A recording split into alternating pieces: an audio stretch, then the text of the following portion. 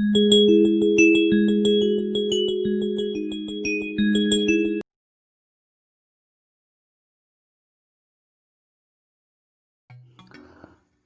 पिलामाने आजिर ये भिडियो आमे सप्तम श्रेणी द्वितीय अध्याय स्वाधीनता संग्राम और भारतर संविधान गठन प्रक्रिया 1858 रु 1949 विषय आज आम पढ़ा।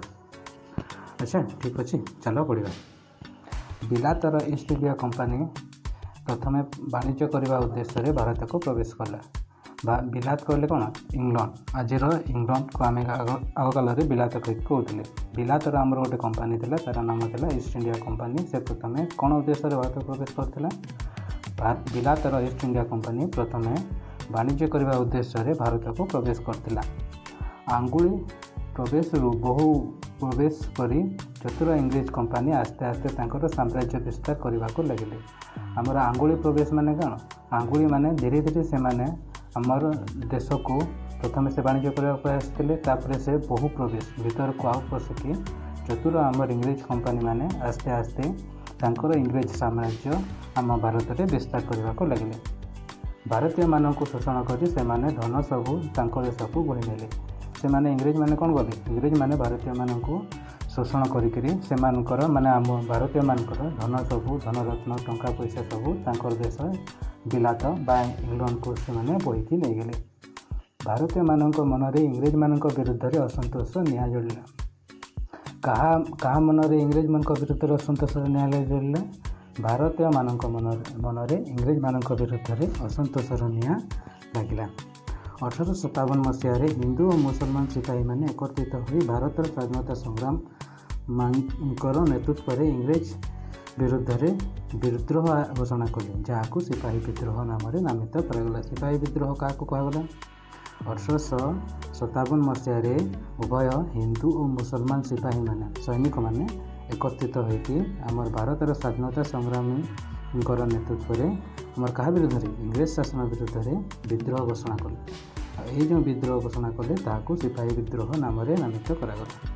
यही विद्रोह भारतर प्रथम स्वाधीनता संग्राम भाव में अभिहित माने यही विद्रोह माने कौन यही सिपाही विद्रोह होची भारतर प्रथम स्वाधीनता संग्राम भाव में अभिहित जोटा आमर 1857 मसीह हिंदू और मुसलमान सिपाही मैंने एकत्रित हो भारतर स्वाधीनता संग्रामी मान नेतृत्व में इंग्रेज शासन विरुद्ध में विद्रोह घोषणा करते। इंग्रेज मान शक्ति द्वारा विद्रोह दबाई दिगला। मात्र से कौन है ना इंग्रेज मानकर शक्ति द्वारा यही जो सिपाही विद्रोह था ताकू दबाई दिगला। भारतीय मानकर असंतोषर सूचना पाई इंग्रेज सरकार भारत में केतेक शासन संस्कार व्यवस्था आने को चाहिए। ये जो सिपाही विद्रोह रे आमर कौन है ना भारतीय मानकर जो असंतोष था सेटा सूचना पाई आमर इंग्रेज सरकार भारतर केतेक शासन संस्कार आने को चाहिए। आमर 1857 मसीहा सिपाही विद्रोह भारतर इंग्रेज शासन विरुद्ध में प्रथम स्वाधीनता संग्राम। मन रखि भारतर प्रथम स्वाधीनता संग्राम कौन 1857 मसीहा सिपाही विद्रोह भारतर इंग्रेज शासन विरुद्ध में प्रथम स्वाधीनता संग्राम। 1858 मसीहार भारत शासन संपर्कित घोषणा नामा। सिपाही विद्रोह अवसान पर 1858 मसीह इंग्लैंड राणी विक्टोरिया नाम एक घोषणानामा प्रकाश करागला। केते मसीह गोटे घोषणानामा प्रकाश करागला सिपाही विद्रोह आमर अवसान माने 1857 मसीहा सिपाही विद्रोह अवसान है पर 1858 मसीह आमर इंग्लैंड राणी विक्टोरिया नाम गोटे घोषणानामा आमर प्रकाश करागला।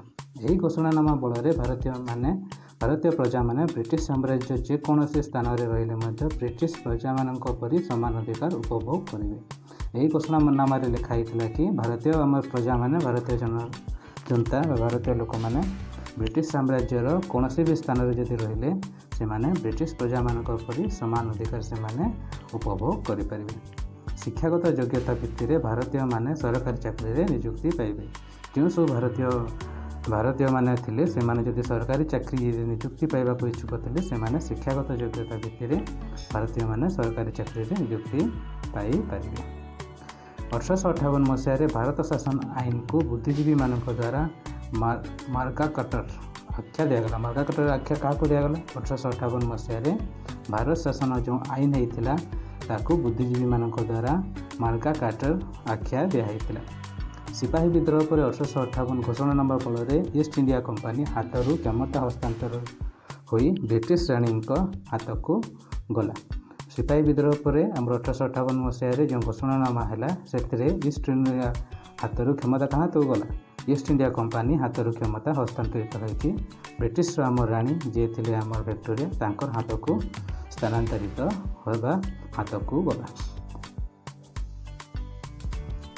1856 मसीहा भारतीय परिषद आईन। यही आईन बल भाइसराय एक इंपोरियल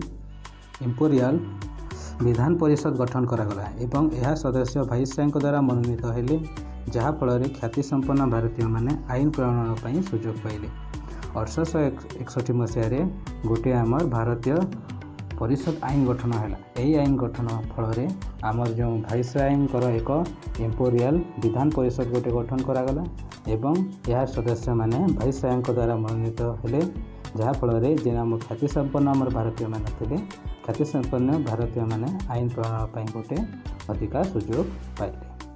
तुम्हें जानिछ कि बॉम्बे एवं मद्रास को वैधानिक क्षमता प्रदान करने सहित अन्य प्रदेश मानक अनुरूप विधान परिषद गठन करने को व्यवस्था करागला। भारतर क्यों जगार गठन करागला, बॉम्बे और मद्रास सरकार द्वारा आमर गोटे वैधानिक क्षमता करने सहित आमर अन्य जो प्रदेश मानक गोटे अनुरूप विधान परिषद गठन करने व्यवस्था करागला। तापर कौन अच्छी 1892 मसीहा शासन संस्कार। 1861 मसीहा भारतीय शासन संस्कार आईन जो उद्देश्य प्रणीत होता ताहार सफल रूपायन हो पारा नहीं बोली तत्कालीन भाइसराय लॉर्ड रिपन प्रकारांतरे प्रकाश कले।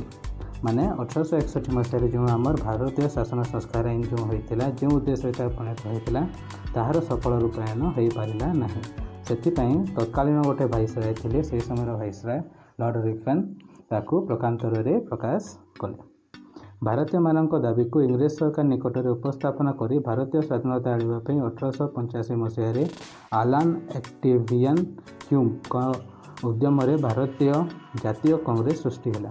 से बेले कौन है ना आमर भारतीय मानक जो दाबी था से इंग्रेज सरकार निकट में आमर पहुँचाई उपस्थापन करने 1885 मसीह आमर आलान एक्टिवियन ह्यूम को उद्देश्य भारतीय जातीय कांग्रेस सृष्टि होता। केते मसीह भारतीय जातीय कांग्रेस सृष्टि होता 1885 मसीह आमर आलान एक्टिवियन ह्यूम को उद्देश्य भारतीय जातीय कांग्रेस सृष्टि होता। कांग्रेस दल नेतृत्व वृंद प्रादेशिक विधान परिषद क्षमता वृद्धि प्रस्ताव देला। से बेले आमर कांग्रेस दल जो नेतृत्व वृंद मैंने से माने आमर प्रादेशिक विधान परिषद माने निज निज प्रदेश में गोटे गोटे विधान परिषद क्षमता वृद्धि करने से माने इंग्रेज सरकार आगे गोटे प्रस्ताव देते। 1892 मसीह भारतीय शासन संस्कार आईन बल सर्वोच्च विधान परिषद एवं बॉम्बे और मद्रास परी प्रादेशिक विधान परिषद सभ्य संख्या वृद्धि सहित क्षमता परिसर वृद्धि पाइला। से बेले 1892 मसीह भारत शासन संस्कार आईन थिला ता फल आमर जो सर्वोच्च विधान परिषद एवं बॉम्बे और मद्रास परी प्रादेशिक विधान परिषद सभ्य संख्या वृद्धि करके तार क्षमतार परिसर वृद्धि घटिला। 1909 मसीह मार्लो मंटो शासन संस्कार। 1905 मसीह बंग विभाजन पर उपनिवेशिक सरकार उद्देश्य जना पड़गला। केते मसीह बंग विभाजन होता 1905 मसीह बंग विभाजन पर आमर इंग्रेज सरकार जो उपनिवेशिक सरकार उद्देश्य जना पड़ा। सांप्रदायिक विभेद सृष्टि करने प्रशासन लक्ष्य था। से जो आमर उपनिवेश सरकार उद्देश्य कौन थी आम सांप्रदायिक विभेद माने धर्म मध्य विभेद सृष्टि करने प्रशासन गोटे लक्ष्य था। 1909 मसीहा शासन संस्कार प्रथम थर पर मुसलमान पृथक निर्वाचन मंडली सुपारिश करागला। केते मसीह मुसलमान मानक निर्वाचन मंडल सुपारिश करागला 1909 मसीहा। शासन संस्कार जो प्रथम थर पर आम मुसलमान मान लगी मुसलमान पृथक गोटे निर्वाचन मंडली गोटे सुपारिश करागला। भाइसराय कार्यपालिका परिषद को जड़े भारतीय मनोनीत होबार व्यवस्था करागला। जो भाइसराय थे ब्रिटिश भाइसराय थे इंग्लैंड जो भाइसराय थे बेलातर जो भाइसराय थे कार्यपालिका परिषद को गोटे भारतीय जड़े को मनोनीत होबार व्यवस्था करागला। विधान परिषद कार्यक्रम सामान्य परिवर्तन करागला। जो सब आम विधान परिषद थिला तार कार्यक्रम को सामान्य रूप से परिवर्तन करागला। तापर एठी अछि तुम जानिछ कि उमेश चंद्र बनर्जी जातीय कांग्रेस प्रथम सभापति थे। परीक्षा रे आसे किए भारतीय कांग्रेस प्रथम सभापति थे? उमेश चंद्र बनर्जी। संरक्षित क्षमता गुड़िक गवर्नर हाथ में रहा और स्थानांतरित क्षमता भारतीय सदस्यों हाथ में रहा। से कौन है आम संरक्षित क्षमता जो गुड़िक थिला से गुड़िक गवर्नर वाइसराय हाथ में रहा और जो हस्तांतरित क्षमता थिला से गुड़िक आमर भारतीय सदस्य मान हाथ में रही। 1919 मसीह राउलेट एक्ट गृहीत होता। केते मसीह राउलेट एक्ट गृहीत होता? 1919 मसीह राउलेट एक्ट गृहीत होता। यह कला आईन बोली आख्या दी भारतीय माने आंदोलन जारी रखिले।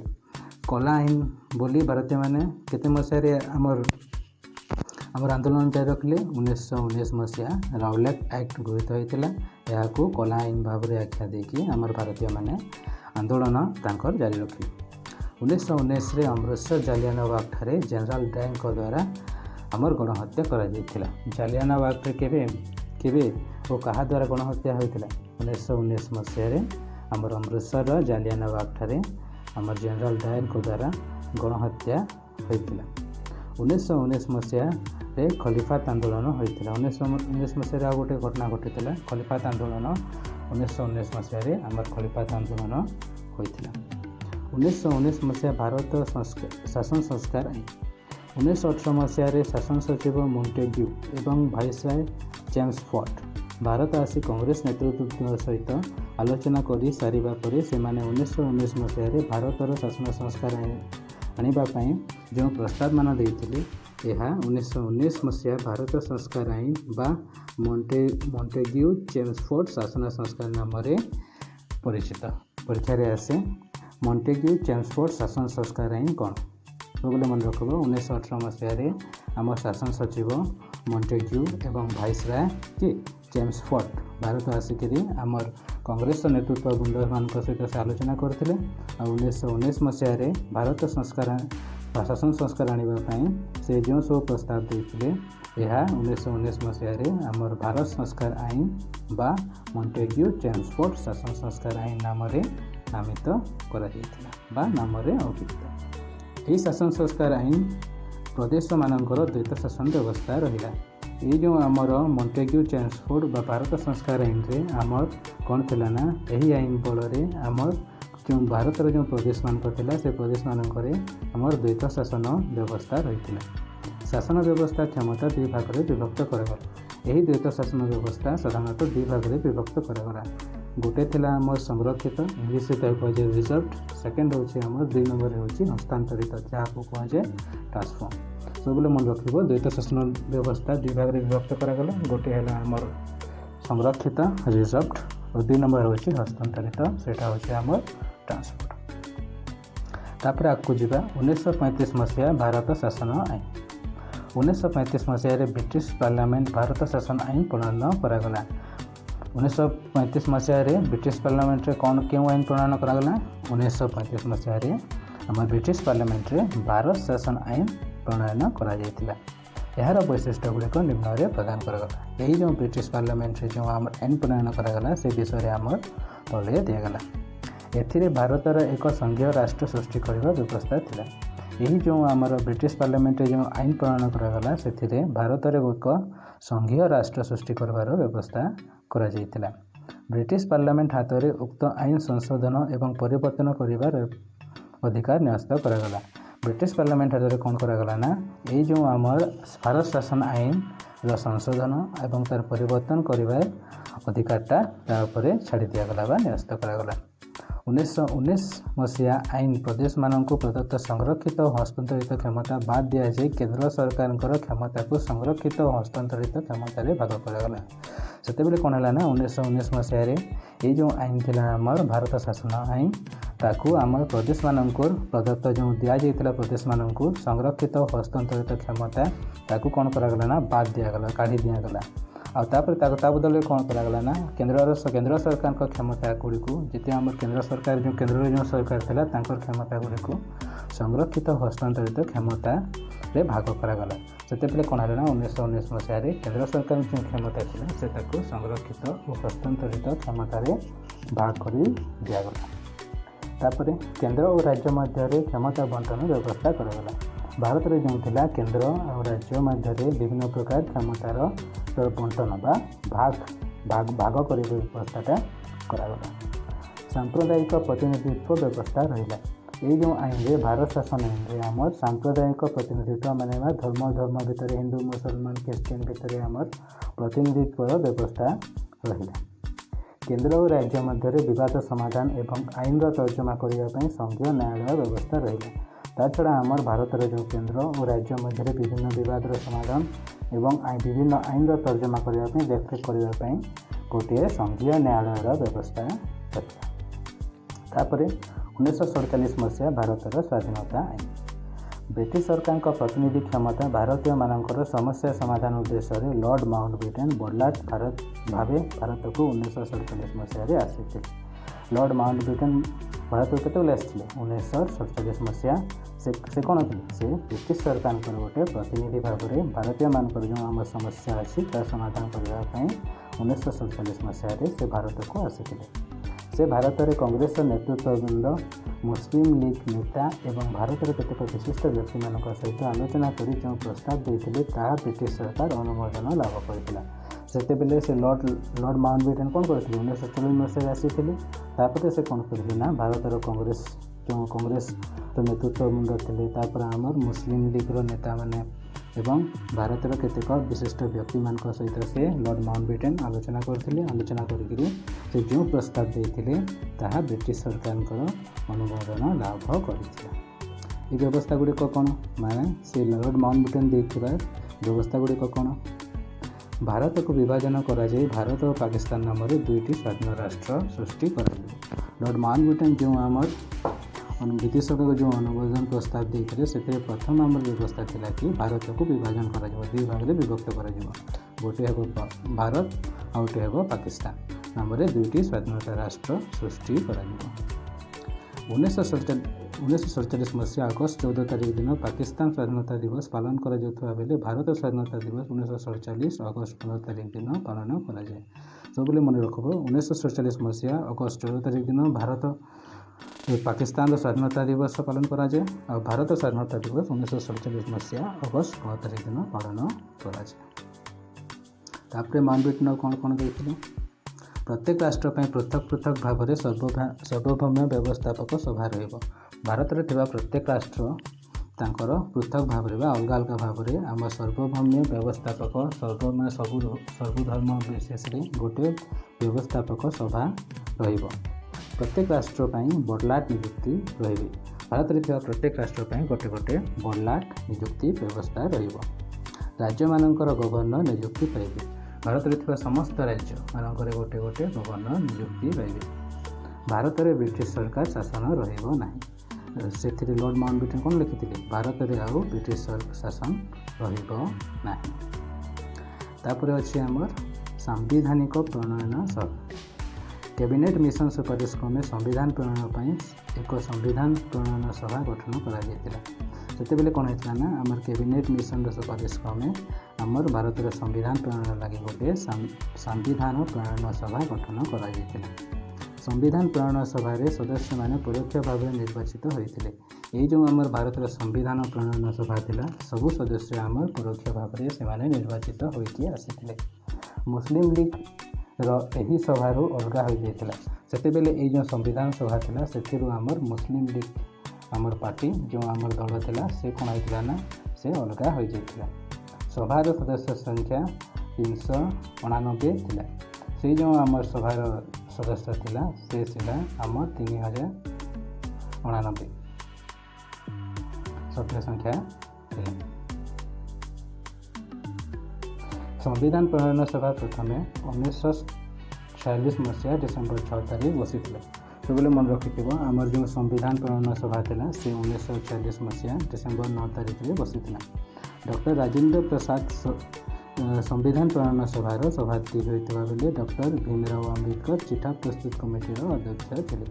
ये जो संविधान सभा था ये संविधान सभार आमर सभापति किए थे डॉक्टर राजेंद्र प्रसाद आमर चिठा प्रस्तुतकारी कमिटीर अध्यक्ष किए थे डॉक्टर भीमराव अम्बेडकर।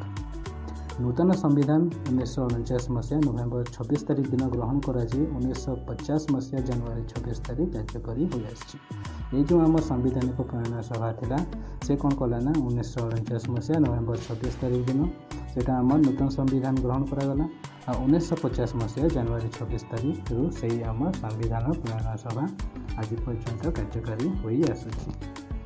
तुम्हें जानिछ कि अच्छे 1946 मसीहा भारत परिस्थिति समीक्षा करने बिलातर 3 जन कैबिनेट मंत्री भारत को आसी 1946 मसीह कौन होता भारत जो परिस्थिति थी से समीक्षा करने बिलातर आम 3 जन कैबिनेट मंत्री भारत को आसी यहाँ कैबिनेट मिशन कहुए। कैबिनेट मिशन क्या कहुए 1946 मसीहा भारत परिस्थिति समीक्षा करने बिलातर 3 जन कैबिनेट मंत्री आसी कैबिनेट मिशन कहुए।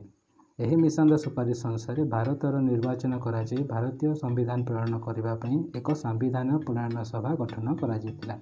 यही मिशन जो कैबिनेट मिशन थिला से सुपारिश क्रमे भारत में कौन कर निर्वाचन कराई आम भारतर संविधान प्रणयन करने गोटे सभा संविधान प्रणयन सभा गठन करा 1946 मसीहा डिसेम्बर मसरे पंडित जवाहरलाल नेहरू भारत संविधान उद्देश्य संबलित प्रस्ताव ऑब्जेक्टिव रेजोल्यूशन आगत करते कि ऑब्जेक्टिव रेजोल्यूशन आगत करते 1946 मसीहा डिसेम्बर मसरे पंडित जवाहरलाल नेहरू भारत आम जो संविधान उद्देश्य गोटे प्रस्ताव आसाला तार ना होता ऑब्जेक्टिव रेजोल्यूशन ताकू से आगत करते। भारतर प्रस्तावित संविधान उद्देश्य संपर्क में सूचना मिले। ये जो आमर ऑब्जेक्टिव रेजोल्यूशन थिला एथिरे भारतर आमर प्रस्तावित आम संविधान विभिन्न उद्देश्य संपर्क में विभिन्न सूचना मिलता। तो यहाँ है आमर पाठ ये पाठ आम कौन शिखले 1857 मसीह भारत प्रथम स्वाधीनता संग्राम सिपाही विद्रोह नाम नामित केते मसीह प्रथम स्वाधीनता संग्राम होता 1857 मसीह भारतर प्रथम स्वाधीनता संग्राम सिपाही विद्रोह नाम अभिहित कर 1858 मसीह महाराणी विक्टोरिया घोषणानामा बल ईस्ट इंडिया कंपानी ठारू क्षमता महाराणी को हस्तांतरित होता। 1858 मसीह आम इंग्लैंड राणी के राणी विक्टोरिया गोटे घोषणानामा देते से बल आम ईस्ट इंडिया कंपानी ठारू क्षमता क्या पड़ जाता बिलातर राणी इंग्लैंड राणी विक्टोरिया हाथ को हस्तांतरित होता। 1861 मसीह भारत परिषद आईन बल इंपोरियल बिल परिषद गठन करागला। इंपोरियल विधान परिषद के गठन करागला 1861 मसीह आम भारतीय परिषद आईन बल गोटे इंपोरियल विधान परिषद गठन करा 1885 मसीह भारत जातीय कांग्रेस सृष्टि है। केते मसीह भारत जातीय कांग्रेस सृष्टि है 1885 मसीह आम भारतीय जातीय कांग्रेस सृष्टि होता। 1892 मसीहा शासन संस्कार आईन बल प्रदेश मानक विधान परिषद परिसर वृद्धि करागला। 1892 मसीह आम शासन संस्कार आईन अणाई से बल आम भारत जो प्रदेश थिला सेमानकर विधान परिषद परिसरटा वृद्धि करा 1909 मसीह मार्लो मेंटो शासन संस्कार आईन बल द्वारा मुसलमान माने पृथक निर्वाचन व्यवस्था करागला। 1909 मसीह मार्लो मेंटो शासन संस्कार आईन द्वारा जो मान पृथक निर्वाचन व्यवस्था करा मुसलमान मान गोटे पृथक निर्वाचन व्यवस्था करा मसीह 1909 मसीह कहा शासन संस्कार आईन मार्लो मेंटो शासन संस्कार आईन 1919 मसीह भारत शासन संस्कार आईन द्वैत शासन प्रचलन करागला। 1919 मसीह भारत शासन आईन कौन प्रचलन करागला द्वैत शासन व्यवस्था प्रचलित करागला। 1935 मसीह भारत शासन आईन बल भारत एक संघीय राष्ट्र सृष्टि करने व्यवस्था रहा। तो बेले कौन है ना 1935 मसीह ये जो आम भारत शासन आईन बल भारत गोटे आम सांघीय राष्ट्र सृष्टि कर गोटे व्यवस्था करला। से सब कौन है 1947 ମସିହା ଭାରତର ସ୍ୱାଧୀନତା ସଂଗ୍ରାମରେ ବ୍ରିଟିଶ ସାମ୍ରାଜ୍ୟ ଆଧିପତ୍ୟ ଭାରତରେ ଲୋପ ପାଇ ଭାରତ ଓ ପାକିସ୍ତାନ ଦୁଇଟି ଅଲଗା ଅଲଗା ରାଷ୍ଟ୍ର ସୃଷ୍ଟି କରିବା ପାଇଁ ବ୍ୟବସ୍ଥା କରାଗଲା। 1947 ମସିହାରେ କ'ଣ ହେଲା ନା ଭାରତ ସ୍ୱାଧୀନତା ଆଇନ ଗୋଟିଏ ସୃଷ୍ଟି ହେଲା, ଯେଉଁଟା ଆମର ବ୍ରିଟିଶ ସାମ୍ରାଜ୍ୟ ଆଧିପତ୍ୟ ଭାରତ ଉପରେ ଲୋପ ପାଇଲା ଆଉ ଭାରତ ଦୁଇ ଭାଗରେ ବିଭକ୍ତ ହୋଇଗଲା। ଗୋଟିଏ ଭାରତ ଆଉ ଗୋଟେ ହେଲା ପାକିସ୍ତାନ, ଦୁଇଟି ଅଲଗା ଅଲଗା ରାଷ୍ଟ୍ର ସୃଷ୍ଟି କରିବାର ବ୍ୟବସ୍ଥା ରହିଲା। ସମ୍ବିଧାନ ପ୍ରଣୟନ ଦ୍ୱାରା ଭାରତର ନୂତନ ସମ୍ବିଧାନ ତିଆରି କରାଗଲା। ତାପରେ କ'ଣ ହେଲା ନା ଭାରତରେ ଗୋଟିଏ ସମ୍ବିଧାନ ପ୍ରଣୟନ ସଭା ଦ୍ୱାରା ଆମର ଭାରତର ଗୋଟିଏ ନୂତନ ସମ୍ବିଧାନ ତିଆରି କରାଗଲା। ଏହି ପାଠ ପାଇଁ ଏତିକି। ଅନ୍ୟ ଭିଡ଼ିଓରେ ଆମେ ଅନ୍ୟ ପାଠ ବିଷୟରେ ଆଲୋଚନା କରିବା। ଦେଖିଥିବାରୁ ଧନ୍ୟବାଦ।